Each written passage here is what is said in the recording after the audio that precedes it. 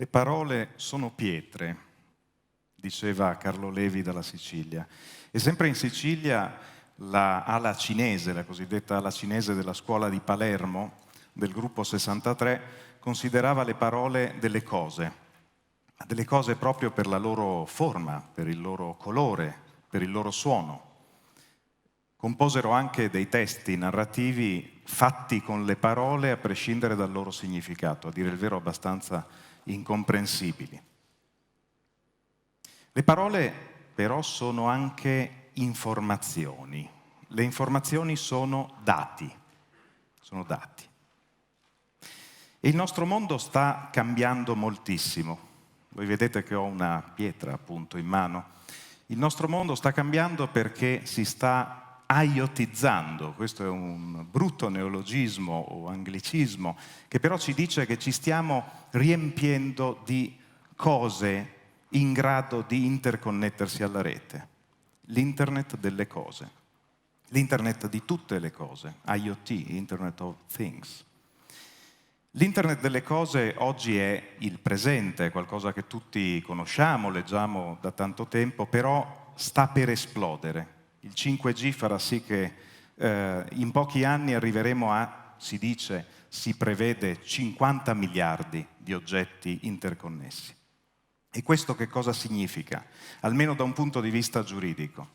Significa che inevitabilmente ci trasformeremo in dati, in informazioni, anche quando saremo semplicemente presenti fisicamente, materialmente nel mondo. Il nostro essere nel mondo fisico, materiale, sarà subito anche, e sempre di più, un essere datificati, trasformati in dati. È come se evaporassimo, è come se da acqua, evaporando, diventassimo nuvole. Nessuno può più dire, io non mi registro, io non fornisco i miei dati a questa app, a questo sito, a questo servizio, e quindi sono sicuro di non essere catturato e trasformato in dati. No. Evaporeremo sempre di più. Ci saranno sensori, sentinelle a trasformarci in dati per il nostro essere presenti fisicamente, e ce ne saranno sempre di più. Alcune sentinelle le vedremo, io alcune le vedo adesso, vedo le telecamere, vedo il microfono, lo sento addosso a me, ma quante sentinelle potrebbero esserci in oggetti, in tessuti di ogni tipo?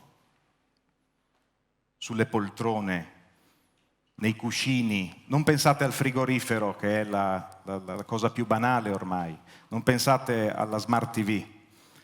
Pensate a oggetti ancora più piccoli, più insignificanti, in grado di catturarci e trasformarci in dati. Poi in realtà tutto ciò che è micro, tutto ciò che è nano, potrà sposarsi con l'interconnessione. E quindi dobbiamo abituarci a pensare anche a un cosiddetto BioT, un internet delle cose, delle biotecnologie, dei tessuti umani, perché no, anche un internet of blood, un internet del sangue, delle cellule. Noi stessi saremo potenzialmente pervasi di sentinelle che ci trasformeranno in dati. E questo succederà in maniera abbastanza inconsapevole. E sarà inconsapevole proprio perché non sarà facile accorgersi di questi sensori, di questi trasformatori, di questi datificatori. Ora, catturata questa miriade di dati che ci riguardano, catturate le nostre informazioni, trasformata la nostra presenza in dati da innumerevoli fonti estremamente varie, variabili, questi dati vengono già, ma verranno sempre più elaborati, processati velocissimamente, con capacità di elaborazione per volumi straordinari, è il cosiddetto big data. Naturalmente il big data serve a qualcosa, non solo il big data, ma serve a elaborare, a ragionare, a essere sempre più intelligenti. Ma intelligenti chi? Cosa? Gli oggetti, comunque algoritmi non umani, immaginate che tutti questi oggetti di cui vi parlavo poco fa se la facciano e se la dicano, si scambino informazioni su di noi e, come è normale per ogni big data processing, ne creino di nuove. Possono nascere nuove informazioni altrove, in oggetti che stanno lontano e che noi non sospettiamo nemmeno che stiano elaborando le nostre informazioni. Ci sarà sempre di più qualcuno o qualcosa, ma anche tanti qualcuno o qualcosa, che sapranno molte più cose di noi di quante noi stessi sappiamo. E questa è una forma di subconscio digitale che arriva ad avere degli effetti sulle nostre vite, su quello che noi riceviamo, su quello che riceviamo personalizzato o comunque come targeting, perché siamo obiettivi verso cui presentare dei contenuti. Allora io vi ho detto che, volenti o nolenti, inconsapevolmente, come non utenti veniamo trasformati da acqua che siamo, evaporiamo e saliamo e ci ritroviamo a uno stato gassoso. Allo stato gassoso succedono molte cose e ci sono elaborazioni di dati che ci riguardano, creazione di nuovi dati. Ma poi viene a piovere. Magari non piovono pietre, però piove acqua, torna a piovere neve, viene a nevicare, piove grandine,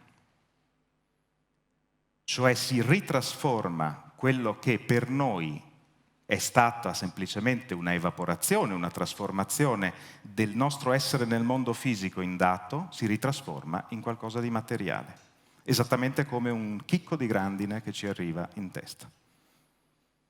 E questo come può accadere? Accade perché l'Internet delle cose non sarà solo in andata, non saranno semplicemente, e non sono già oggi, sensori che ci catturano e ci trasformano, ma saranno anche attori, agenti. Attori, oggetti, cose che interverranno con azioni materiali, con effetti materiali che sono derivati, che sono conseguenza di tutto quello che è stato pensato artificialmente con i nostri dati e con altri dati ancora, lassù, tra le nuvole. Quindi stiamo attenti, non si tratta solo di un'andata, si tratta del ritorno dell'effetto materiale. Una porta che non si apre, un frigorifero, per tornare all'esempio banale, che non si apre o che si spegne. Un pacemaker che funziona o non funziona. Comunque effetti fisici, un proiettile che parte e che magari è stato sparato a 10.000 chilometri di distanza.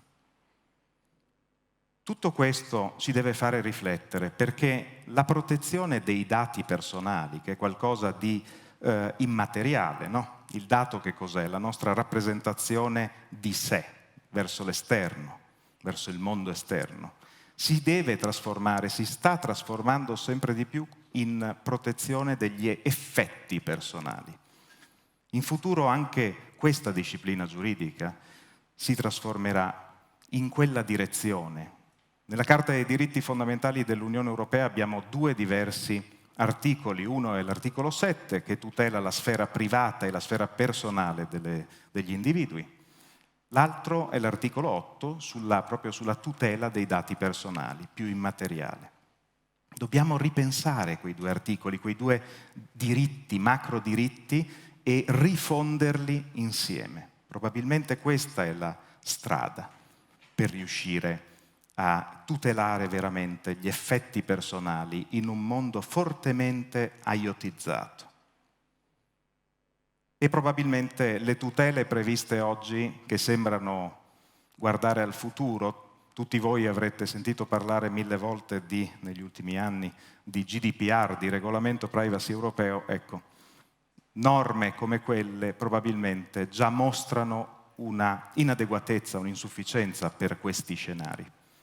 Pensate solo che il regolamento europeo, il GDPR, pensa moltissimo e guarda moltissimo alle tutele informative, cioè all'informativa che viene data prima di iniziare i trattamenti di dati.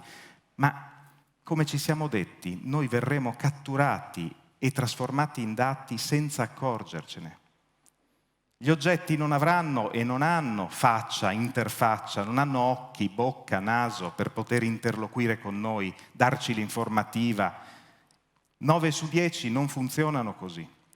Vedete che già anche quel solo istituto dell'informativa privacy, che tra l'altro pochissimi leggono, fa acqua da tutte le parti, acqua che potrebbe venire a piovere. E poi c'è un principio nel regolamento europeo su cui vi voglio fare riflettere, il principio di accountability, di responsabilizzazione. Ne hanno parlato tutti i giuristi che si occupano di queste materie.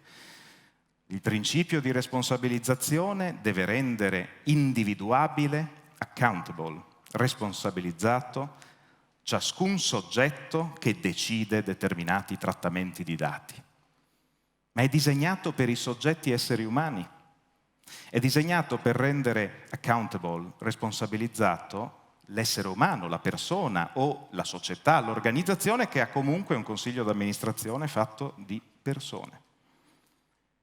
Ma se dobbiamo responsabilizzare gli oggetti non umani, come si fa? Con il GDPR, con la norma europea attuale, non si fa. Potrebbero servire tutele addirittura fisiche per proteggersi nel futuro IoTizzato, tutele tridimensionali, occhiali per non essere riconosciuti in forma biometrica dalle telecamere, tecniche di antiradar portatile, personale.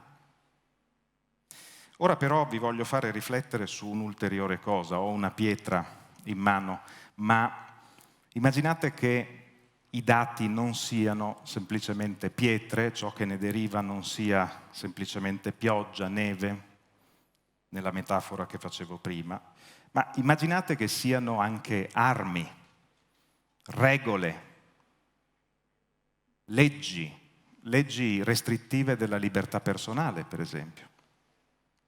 Immaginate che tutto quel mondo di dati che verranno sempre più catturati e creati, che sarà un mondo di dati al servizio dell'intelligenza artificiale non umana, venga utilizzato non semplicemente per causare effetti nelle piccole cose, micro regole nelle piccole cose della vita quotidiana, che comunque sono importantissime, ma venga utilizzato per fare qualcosa di più. In tutti i parlamenti, in quasi tutto il mondo, per entrare nelle aree legislative c'è una barriera fisica simbolica. Se andate anche nel Parlamento italiano, c'è una riga alla Camera dei Deputati che non può essere superata fisicamente se non siete gli eletti. C'è una tutela fisica del potere legislativo. Ora immaginate che si consenta, per regolamento di un Parlamento, un bel giorno, la partecipazione da remoto. I parlamentari sono spesso via, chiedono di poter partecipare da remoto alle sedute, di poter iniziare a votare anche da remoto. Chi ci garantisce che in poco tempo quei voti, espressi attraverso quell'identità digitale di un parlamentare, o di tanti parlamentari, perfino della maggioranza, non si possano in realtà gestire attraverso l'intelligenza artificiale, attraverso bot, parlamentari bot. Il primo passo potrebbe essere proprio quello di farli partecipare da remoto, i parlamentari veri. Il secondo, il terzo passo potrebbe quello di avere una maggioranza di parlamentari, di voti espressi per volontà di un algoritmo sempre più esperto o di più algoritmi. Questo è un rischio da scongiurare. Dal mio punto di vista è un rischio di disumanizzazione del potere legislativo, ma naturalmente a tutti i livelli vale. Nessuna regola dovrebbe essere in ultima istanza stabilita da un algoritmo, se non altro perché l'intelligenza artificiale tende alla perfezione del calcolo. L'intelligenza artificiale è una forma, e sarà sempre più, una forma di iperrazionalità. Se io voglio un calcolo perfetto e devo raggiungere i miei obiettivi, devo tendere alla iperrazionalità. Ma l'iperrazionalità è quanto di meno umano e quanto di più disumano ci possa essere. Il nazismo era iperrazionale. Il compromesso, il perdono, l'amore, la pace sono errori di calcolo. Noi abbiamo bisogno di questi errori di calcolo. Abbiamo bisogno di conservare l'elemento umano nel legislatore in tutti i livelli di regolazione. Il super admin, il comandante in capo, dovrebbe essere sempre un essere umano, e questo vale a maggior ragione per i parlamenti. Per questo avrebbe senso inserire nelle costituzioni di singoli paesi, o anche a livello di trattato internazionale, delle regole nuove. Lo Stato di diritto, per cui nessuno, neppure un re, può sentirsi al di sopra della legge. È una regola importantissima che abbiamo in democrazia.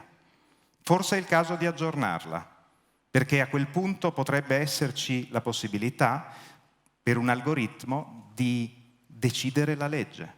Allora dovremmo aggiornare lo Stato di diritto, la rule of law, e parlare non più di Stato di diritto, ma di Stato di diritto umano, rule of human law. L'ultima parola non dovrebbe mai essere di pietra, non dovrebbe mai essere di bit, dovrebbe essere di carne ed ossa, dovrebbe essere di emozioni e sentimenti, anche di errori umani. Grazie.